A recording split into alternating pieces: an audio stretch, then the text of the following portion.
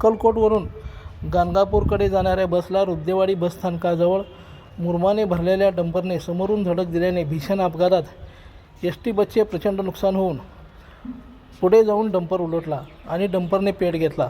बसमधील अनेक प्रवासी किरकोळ तर काही प्रवासी गंभीर जखमी झाले आहेत, तर 3 प्रवाशांचा मृत्यू झाल्याचे समजते। मदतीसाठी ग्रामस्थ धावले आहेत। पोलीस प्रशासन घटनास्थळी दाखल झाला असून पुढील कार्य सुरू आहे।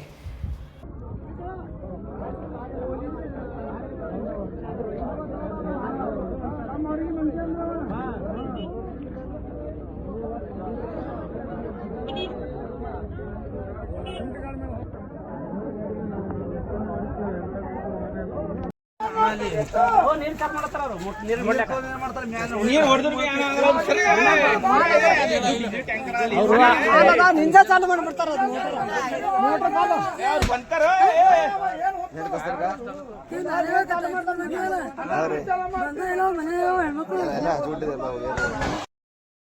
लाईक करा, कमेंट करा आणि हो सबस्क्राईब करायला विसरू नका।